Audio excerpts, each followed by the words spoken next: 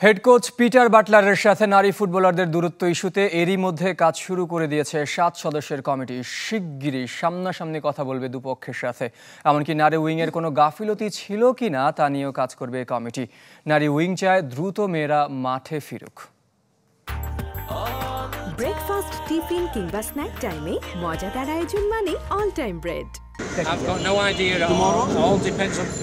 Head coach Peter বাটলারের সাথে নারী ফুটবলারদের দূরত্ব ইস্যুতে কদিন ধরে আলোচনায় দেশের ফুটবল। বৃহস্পতিবার মেয়েরা 6টি কারণ উল্লেখ করে গণমাধ্যমে বক্তব্য দেওয়ার পর থেকে দেশ জুড়ে মিশ্র প্রতিক্রিয়া। সরব সামাজিক যোগাযোগ মাধ্যম, পক্ষে বিপক্ষে নানা মত। তাৎক্ষণিক সিনিয়র সহসভাপতি ইমরুল হাসানকে প্রধান করে 7 সদস্যের কমিটি করেছে ফুটবল ফেডারেশন। যে কমিটি এরই মধ্যে কাজ শুরু করেছে, কথা বলবে সব পক্ষের সাথে।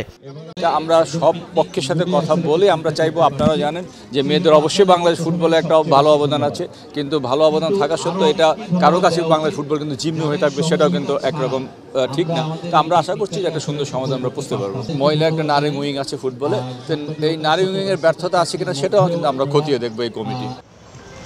24 ফেব্রুয়ারি 2 প্রীতি ম্যাচের জন্য আরব আমিরাত যাওয়ার কথা বাংলাদেশ নারী দলের। এখন কার্যত অচল দলের কার্যক্রম। 7 সদস্যের কমিটির প্রধান ইমরুল হাসান এবং নারী উইং চেয়ারপারসন মাহফুজা আক্তার চান দ্রুত সমাধানের মাধ্যমে ফুটবলকে মাঠে ফেরাতে। আমাদের চেষ্টা থাকবে ফুটবল যেন মাঠে থাকে এবং ফুটবল বাংলাদেশ জাতীয় যেন মাঠে খেলতে পারে, সেই চেষ্টাটুকু অবশ্যই থাকবে। কারণ ফুটবল খেলায় যদি মাঠে না থাকে আমাদের সমস্ত চেষ্টায় আসলে বৃথা। আমি মেয়েদের সাথে সেভারেল টাইম কথা বলছি, বিষয় নিয়ে একজন করে কথা বলছি, তার কেউ বাকি নেই, সবার সাথে কথা বলা হচ্ছে। আমি ওদেরকে বারবার একই কথা বলছি যে এমন কোনো সিদ্ধান্ত নিও না যেটা তোমাদের জন্য একটা বড় ধরনের ক্ষতির কারণ হয়।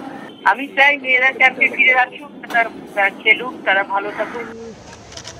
বেঁধে দেওয়া নির্ধারিত 7 দিনের মধ্যে সমাধানে আশাবাদী সংকট নিরসনে গঠিত বাহুফের 7 সদস্যের কমিটি।